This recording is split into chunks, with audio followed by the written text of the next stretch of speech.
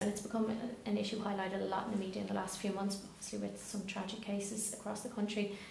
Do you think the nature of cyberbullying and the 24/7 nature of, is that something that has increased the problem, or is it something that has always been there but we can now highlight? Well, I suppose it's bullying. You know, cyberbullying is basically bullying. It is cyberbullying, but you know, it has all the features that you have when you're being bullied in school or in your youth club or on your way home from school. It's a new form, and of course our young people are fantastic on new technology, far better than the older generation. They teach us, you know, they're smarter on it, but it doesn't mean they always have the maturity to deal with it.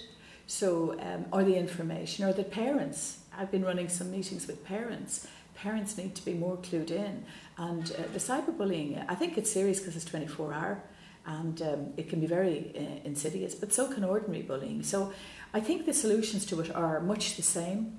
You know, we're not going to ban the World Wide Net. We're not going to start trying to censor, but I think we can ask providers, for example, to have good policies in place.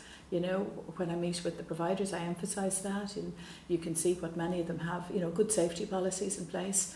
But that's only part of the story, because there's always a way around it, as we see with Ask.fm and you know. Have you had meetings with Ask.fm or I've had meetings with Facebook, and you know, they have very good safety policies, and they can always be improved. Yeah. But they have the safety policies, they have the mechanisms for, you know, to report.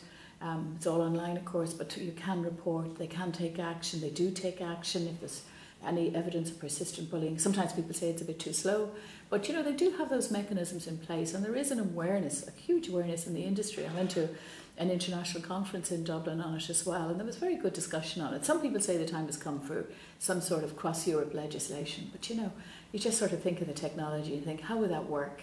I think the real answer is education and support to young people. And what I see around the country are great initiatives by young people to interrupt bullying themselves. Mm. You know, you go along, you see the local groups to interrupt homophobic bullying. I mean, fantastic work being done throughout the country. And by Belong To, whom I've funded, I've given extra funding to them this year to keep their projects going around the country. And you know, that's a big issue. Because they would say that many of their members have experienced very severe bullying.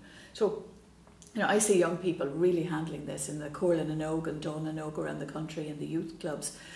You know, it's on the agenda in the same way that mental health's on the agenda.